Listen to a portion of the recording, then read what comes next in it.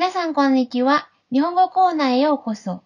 Halo teman-teman semuanya, selamat datang dan ketemu lagi di Nihongo Corner, tempat kita belajar bahasa, budaya, dan segala sesuatu terkait Jepang. Tsugi no kaiwa o kiite kudasai. Selanjutnya, mari kita perhatikan percakapan berikut ini. Dalam video kali ini, kita akan belajar tentang verba bentuk shieki ukemi. Nah, sebelumnya kita sudah pernah belajar verba bentuk shieki atau verba kausatif dan juga verba bentuk ukemi atau verba bentuk pasif. Nah, dalam video kali ini kita akan belajar gabungan dari keduanya, yaitu bentuk shieki ukemi atau pasif kausatif.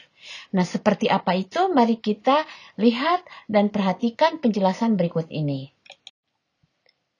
Sebelum kita mempelajari penggunaan dan fungsi-fungsi dari shieki ukemi ini, kita akan belajar tentang perubahan verba ke dalam bentuk shieki ukemi. Nah, dalam video sebelumnya kita sudah belajar tentang perubahan verba ke dalam bentuk shieki, juga verba ke dalam bentuk ukemi. Nah, di sini merupakan penggabungan dari kedua bentuk ini, yaitu contohnya kita lihat perubahan verba untuk verba golongan 1. Kita tahu verba golongan 1 itu adalah verba yang berakhiran u, tsu, ru, bu, nu, mu, ku, gu, su. Ya, seperti di sini contohnya yang pertama adalah kau, ya. Jadi yang berakhiran u ke dalam bentuk shieki, u-nya diubah menjadi wa, ya.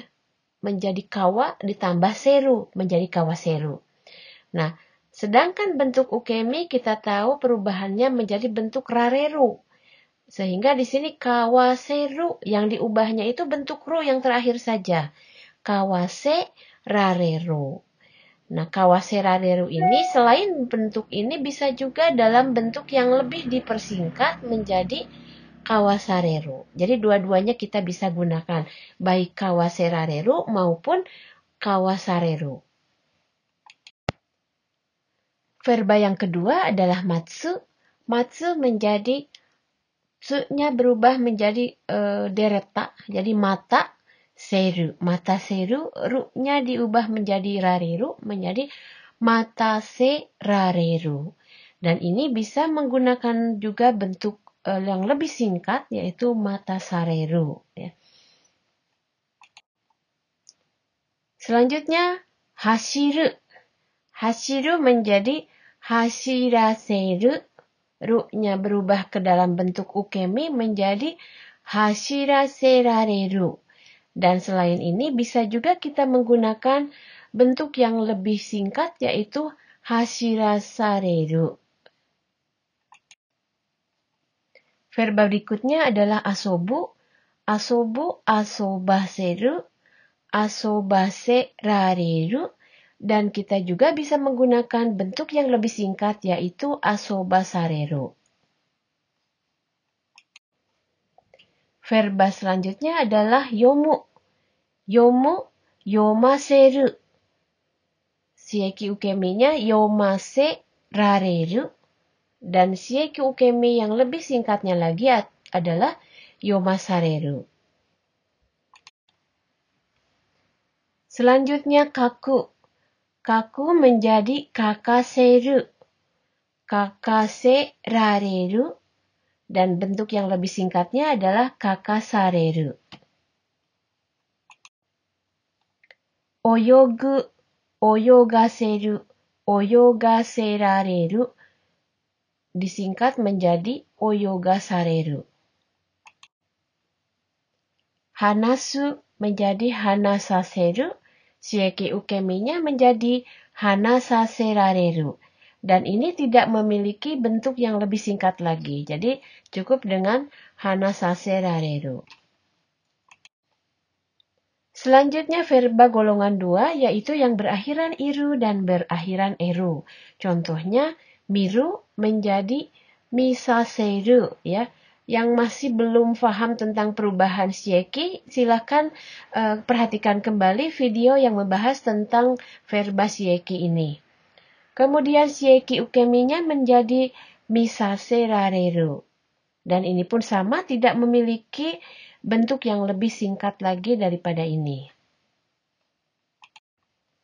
Selanjutnya neru atau tidur, nesaseru menjadi nesaserareru. Berikutnya adalah verba golongan 3, yaitu suru dan kuru. Untuk suru, bentuk sieki-nya menjadi saseru, dan sieki ukeminya menjadi saserareru. Dan yang terakhir adalah kuru menjadi kosaseru, dan sieki ukeminya menjadi kosaserareru. Nah, demikian tadi kita sudah melihat perubahan-perubahan verba dari verba bentuk kamus ke dalam bentuk sieki, kemudian diubah lagi menjadi verba bentuk sieki ukemi. Seperti istilahnya di sini sieki ukemi berasal dari verba kausatif yang kemudian diubah lagi menjadi bentuk pasif, sehingga seperti tadi saya jelaskan mengalami 2 kali perubahan. Nah, maka verba ini yang sudah mengalami perubahan ini disebut dengan istilah sieki ukemi. Pola ini digunakan untuk menunjukkan perasaan yang tidak menyenangkan atau adversatif karena subjek atau penutur diperintahkan oleh seseorang yang mungkin tidak bisa menolaknya. Nah, pembentukannya tadi diawali dari bentuk kausatif dulu, kemudian setelah itu dibuat menjadi bentuk pasif atau ukemi, seperti dalam tabel yang tadi kita sudah bahas. Nah, dalam pembentukan sieki ukemi ini ada bentuk yang lebih disederhanakan atau disebut tanshokukai. Tetapi tidak semua verba bisa diubah ke dalam atau tidak semua verba memiliki bentuk yang disederhanakan atau tanshokukai. Contoh kalimat pertama. Watashi tachi wa taiiku no sensei ni 5 kilo mo hashirasaremashita. Kami disuruh berlari 5 km oleh guru olahraga. Nah, di sini watashi tachi wa taiiku no sensei ni oleh guru olahraga 5 kilo mo hashirasaremashita. 5 kilo mo di sini menunjukkan jumlah yang banyak ya. Dalam video sebelumnya sudah dibahas juga, silahkan perhatikan kembali tentang fungsinya. Jadi dia menganggap 5 kilo ini adalah bentuk atau jumlah yang sangat besar sehingga perlu menambahkan mo di sini. 5 kilo mo hasiru, dari hasiru menjadi hashirasaremashita. Jadi saya disuruh berlari, artinya di ini bahwa saya atau kami ini berlarinya ini adalah satu hal yang terpaksa ya. Jadi karena disuruh, bukan karena keinginan. Contoh kalimat kedua, yasai ga kirai nano ni haha ni takusan tabe saseraremashita. Nah, ini saya tidak suka sayur, katanya tidak suka yasai, tapi disuruh makan sayur oleh ibu ya. Di sini ada rasa keterpaksaan ya. Haha ni taksang tabe saseraremashita, disuruh makan banyak ya. Maksudnya makan sayur di sini. Disuruh makan banyak oleh ibu. Taberu, dari taberu ibu menyuruh, tabe saseru. Tapi karena ini dibalikan, saya disuruh oleh ibu, oleh karena itu menjadi tabe saseraremashita. Contoh kalimat ketiga, 病院で1時間待たされました。病院で di rumah sakit 1時間待たされました。Di sini siapa subjeknya? Pada saat subjeknya tidak disebutkan, itu artinya menunjukkan saya. Jadi saya dibuat menunggu atau disuruh menunggu 1 jam di rumah sakit ya. Ini tidak selalu harus disuruh ya, tapi dibuat menunggu gitu. Mungkin karena rumah sakitnya penuh atau dokternya belum datang. Jadi saya dibuat menunggu 1 jam di rumah sakit. Jadi di sini ada unsur ketidaksenangan, jadi tidak suka gitu ya. Bukan atas dasar suka. Kalau suka beda lagi pola yang digunakannya.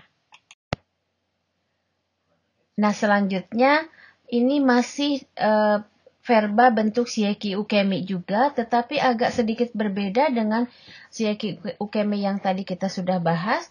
Dalam pola ini, verba yang digunakan sebagai predikatnya berupa verba keadaan, ya. Jadi verba yang menyatakan keadaan yang mencakup verba yang berhubungan dengan perasaan atau emosi, seperti warau atau tertawa, naku atau menangis, simpai suru atau khawatir, dan verba yang berhubungan dengan pikiran seperti kangaeru, omou, dan sebagainya. Jadi verba yang sudah diubah ke dalam bentuk shieki ukemi ini memiliki makna dibuat menjadi titik-titik. Ya, untuk lebih jelasnya mari kita perhatikan contoh-contoh kalimat berikut ini. 娘がなかなか帰ってこないので心配させられた. Nah, di sini musume ga naka-naka kaete konai. Karena anak saya nggak pulang-pulang, ya. Simpai saserareta, saya di sini tidak disebutkan ya di dalam bahasa Jepangnya, tapi ini artinya saya dibuat khawatir, ya. Simpai saseru, kalau yang simpai saserunya musume, karena ini yang jadi subjeknya saya dibuat khawatir. Simpai saserareta. Contoh kalimat berikutnya, kare no jodan ni warawasaremashita. Jadi saya dibuat tertawa oleh banyolan atau leluconnya. Ya, jadi kalau kemarin kita ada contoh kalimat sensei wa atau anu kata wa minna o warawaseta. Orang itu membuat semuanya tertawa. Nah, kalau ini kebalikannya. Jadi saya atau kami dibuat tertawa oleh siapa? Oleh jodangnya dia, oleh leluconnya dia, banyolannya dia. Seperti itu. Contoh kalimat selanjutnya, Chikyu ondanka no news o kiite, jibun no seikatsu ni tsuite kangae saserareta.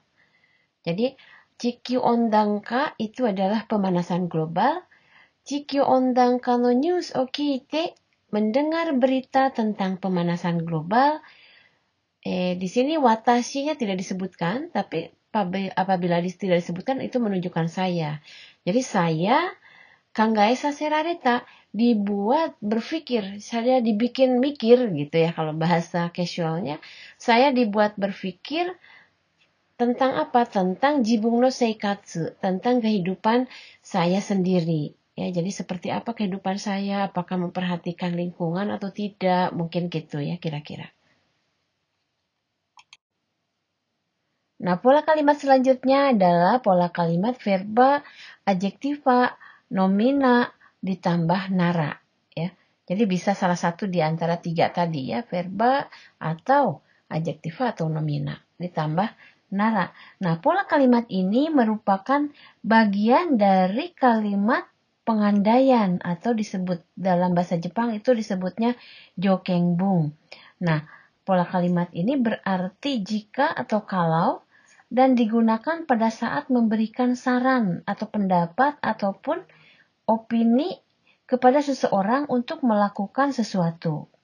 Nah, permintaan si pembicara berdasarkan kepada keadaan dan kondisi atau apa yang dikatakan oleh lawan bicara atau lawan tutur. Contoh kalimatnya, hikkoshi suru nara ano kaisha ga yasui desu yo. Jadi di sini kalimatnya hikkoshi suru nara, kalau mau pindahan, ya kalau mau pindah, ano kaisha ga yasui. Jadi perusahaan itu murah loh katanya. Jadi perusahaan perpindahan maksudnya, perusahaan pindahan. Jadi untuk mengangkut barang-barang pindahan. Jadi di sini si penutur menyampaikan sebuah saran gitu, kalau mau pindah ya pakai perusahaan itu supaya murah gitu maksudnya.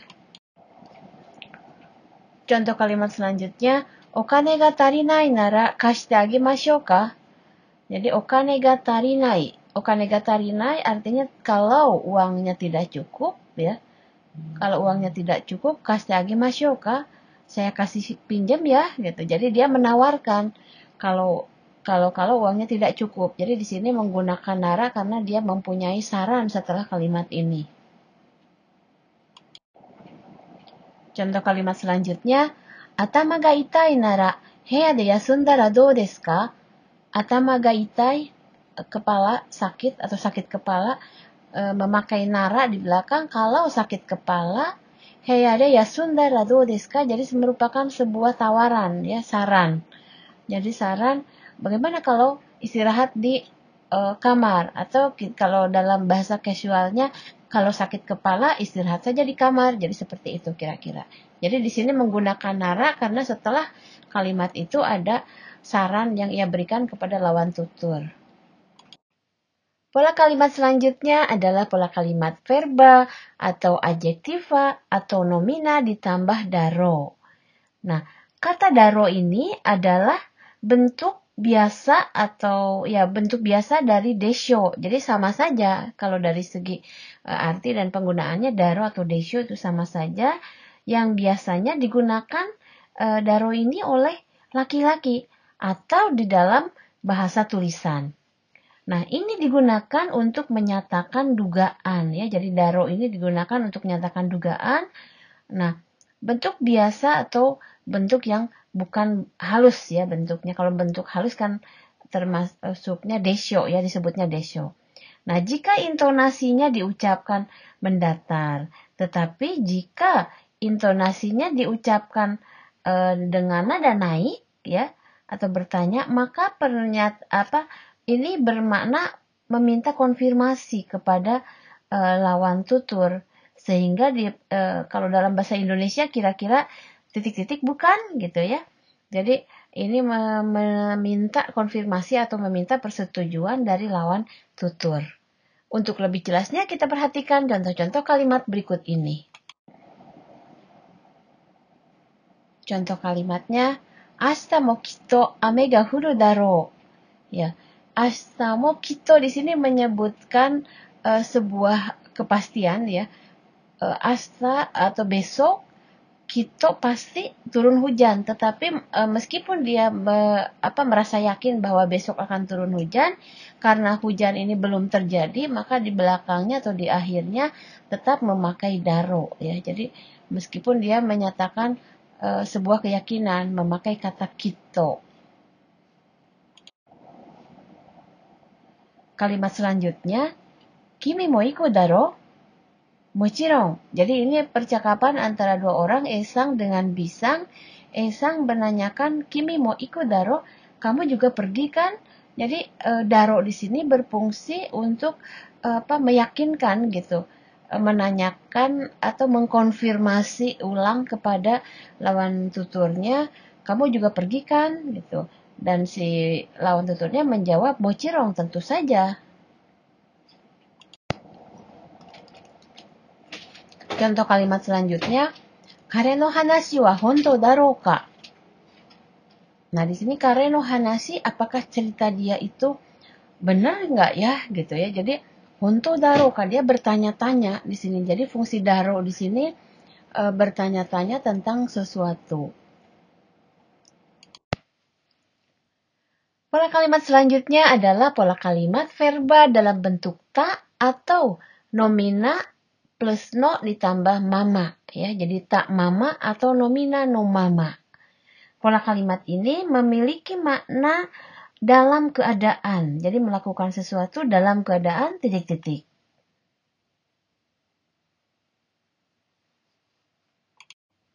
Contoh-contoh kalimatnya seperti berikut ini. Yang pertama, kontakto lensu o tsuketa mama nenai hou ga ii desu. Jadi di sini nenai hou ga ii desu, sebaiknya tidak tidur. Tidak tidur kontakto lensu o tsuketa mama, dalam keadaan memakai kontak lens atau lensa kontak.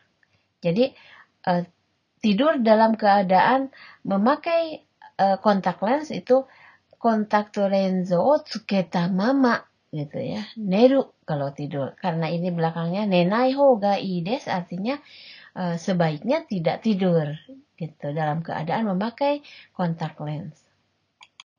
Contoh kalimat berikutnya, hotel de wa pajama no mama rouka ni dete wa ikemasen. Jadi, pajama no mama. Di situ artinya pajama kita mama dalam keadaan memakai piyama. Jadi di hotel, dalam keadaan memakai piyama, rouka ni dete wa ikemasen. Rouka itu ke lorong, artinya keluar dari kamar maksudnya. Jadi di hotel tidak boleh keluar kamar dalam keadaan memakai piyama. Contoh kalimat selanjutnya, Senshu oame de ki ga taoreta mama nanode kono michi wa tourenai. Jadi senshu oame de ki ga taoreta mama nanode, karena hujan besar minggu lalu, oame, ki ga taoreta mama, pohon dalam keadaan tumbang, ya. Jadi dalam keadaan tumbang artinya masih belum diangkat, masih belum dibersihkan. Kono michi wa tourenai, sehingga jalan ini tidak bisa dilewati. Contoh kalimat selanjutnya, hisashiburi ni inaka e kaetta ga machi wa mukashi no mama datta. Hisashiburi ni itu sudah lama, inaka e kaita. Jadi sudah lama pulang. Di sini lama tidak pulang ke kampung halaman, ya. Machi wa mukashi no mama datta. Machi itu kondisi kotanya itu masih seperti dulu, mukashi no mama. Jadi tidak ada perubahan. Pola kalimat selanjutnya adalah pola kalimat verba dalam bentuk ru atau verba dalam bentuk nai ditambah koto ni naru. Ya. Jadi pola kalimat ini digunakan untuk menyatakan hasil atau sesuatu yang telah diputuskan oleh orang lain, atau itu bisa orang lainnya itu bisa berbentuk lembaga, perusahaan, atau bos, atau oleh institusi. Pokoknya hasil tersebut bukan karena keputusan yang dibuat oleh diri sendiri. Untuk lebih jelasnya, mari kita perhatikan contoh-contoh kalimat berikut ini. Contoh kalimat pertama, kondo Jakarta ni tenkin suru koto ni narimashita. Kondo, ya, nanti, ya, Jakarta ni tenkin suru koto ni narimashita. Saya akan pindah tugas ke Jakarta, ya. Saya akan pindah ini bukan karena keinginan saya atau saya yang memutuskan, tetapi diputuskan mungkin oleh kantor atau oleh bosnya.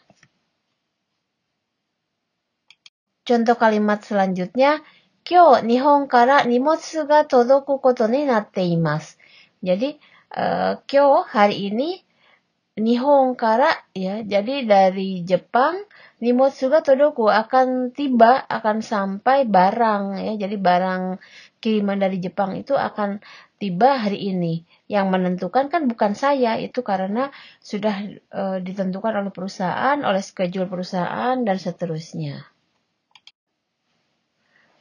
Nah, berbeda dengan pola kalimat tadi yang merupakan satu keadaan yang diputuskan oleh orang lain atau diputuskan oleh perusahaan, lembaga, dan sebagainya, dalam pola kalimat berikut ini masih dalam bentuk verba ru atau bisa juga dalam bentuk nai, tetapi di akhirnya bukan koto ni naru tapi koto ni suru. Nah, apa perbedaan antara koto ni naru dan koto ni suru? Kalau koto ni naru itu tadi keputusannya itu biasanya dibuat oleh orang lain, ya. Jadi bisa dibuat oleh perusahaan, bisa dibuat oleh orang tua atau siapapun, yang jelas bukan dibuat oleh diri kita sendiri. Sehingga di sini yang membedakannya adalah koto ni naru dan koto ni suru, ya. Jadi kalau koto ni suru itu keputusannya dibuat oleh keputusan diri saya sendiri.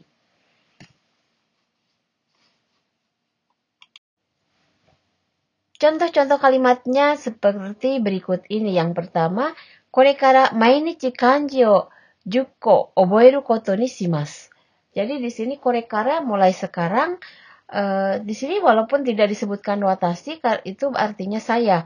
Mulai sekarang saya akan oboeru, menghafal kanji setiap harinya 10 huruf. Jadi itu keputusan dibuat oleh saya sendiri, bukan karena keinginan guru, bukan keinginan perintah siapapun. Nah, contoh kalimat berikutnya, watashi wa kaisha o yameru koto ni shimashita. Ya. yameru itu berhenti. Saya memutuskan untuk berhenti bekerja dari perusahaan.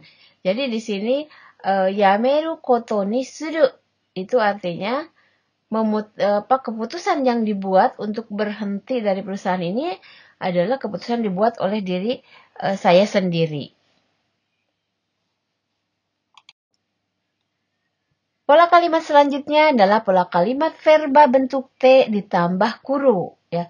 Pola kalimat ini digunakan untuk menyatakan makna bahwa seseorang datang ke suatu tempat setelah melakukan suatu perbuatan. Dalam bahasa Jepang, banyak sekali menggunakan ungkapan yang menunjukkan ekspresi diri, ya, kemudian atau ekspresi dari sudut pandang si pembicara.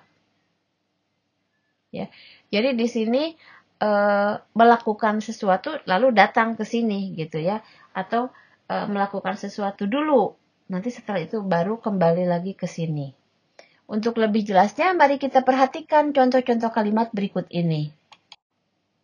Kita perhatikan contoh kalimat pertama. Yang pertama, chotto tabako katte kimasu. Ya. Tabako katte kimasu. Chotto sebentar, saya akan membeli rokok, ya, dan balik lagi ke sini, artinya di situ, ya. Tabako katte kimasu. Saya akan, mungkin dalam bahasa Indonesia kita biasa memakai kata titik-titik dulu, ya. Akan membeli rokok dulu, gitu maksudnya. Artinya dia akan setelah membeli rokok akan balik lagi ke sini. Contoh kalimat selanjutnya, bus ni notte kimashita, ya. Bus ni notte kimashita, saya datang ke sini naik bis, ya. Jadi bus ni notte kimashita, lalu dia datang ke sini. Nah, tadi kita sudah membahas tentang verba tekuru. Nah, selanjutnya ada verba tekuru atau verba teiku. Nah, yang memiliki makna yang sedikit agak berbeda, ya. Makna dari tekuru dan teiku di sini menunjukkan arah perpindahan baik secara ruang maupun secara waktu.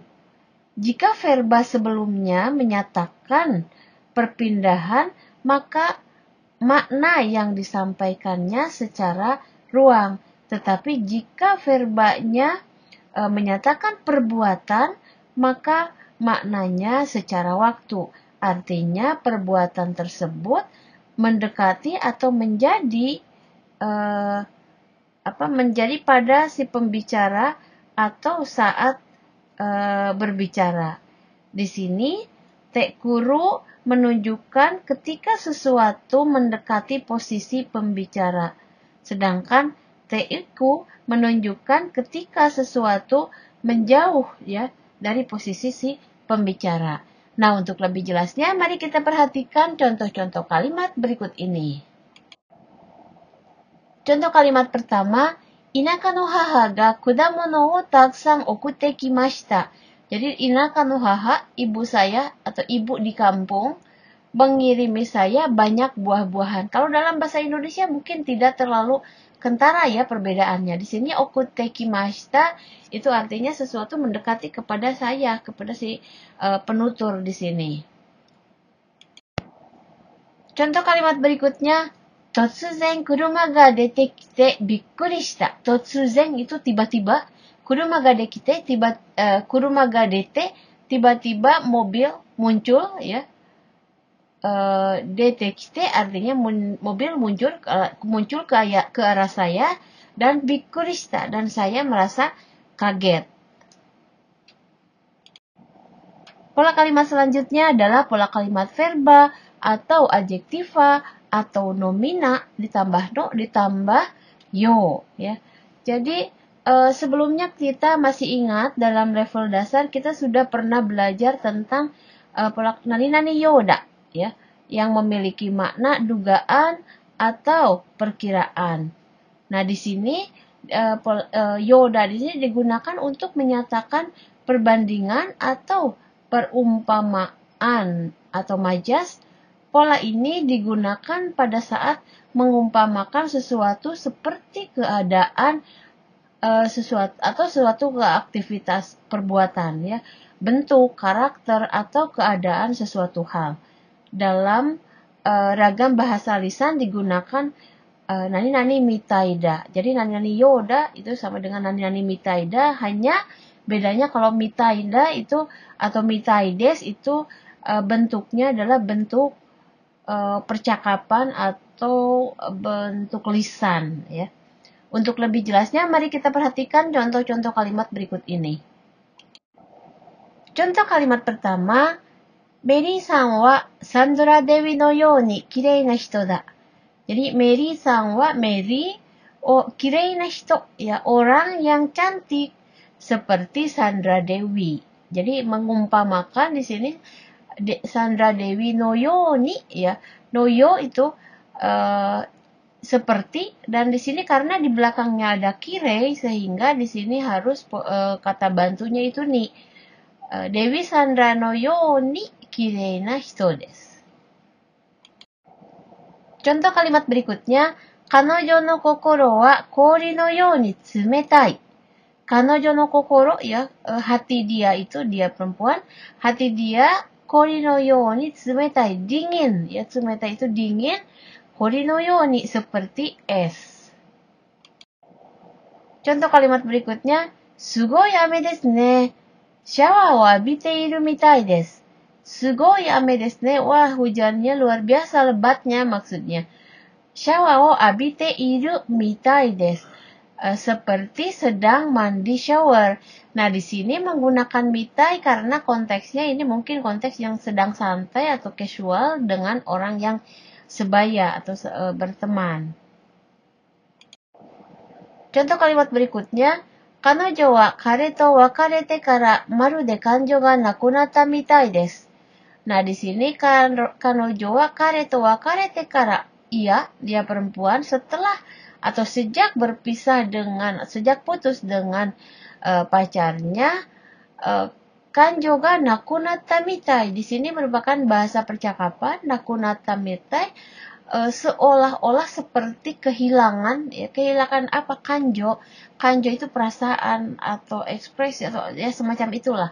Jadi udah kayak kehilangan perasaan, kehilangan semangat lagi, seperti itu kira-kira. Teman-teman semuanya, demikian tadi penjelasan tentang pola kalimat kausatif pasif atau shieki ukemi, juga penggunaannya, serta sudah dibahas tentang penggunaan nani-nani yoda, nani-nani mitaida, dan sebagainya. Semoga pelajaran kali ini memberikan manfaat dan terima kasih sudah menyimak sampai akhir video ini. 皆さん最後まで見てくれてありがとうございます。質問、コメント等をコメント欄に書いてくださいね。それではまた会いましょう。皆さん、今回の勉強はここまでです。次回のビデオを楽しみにしてくださいね。ではまた会いましょう。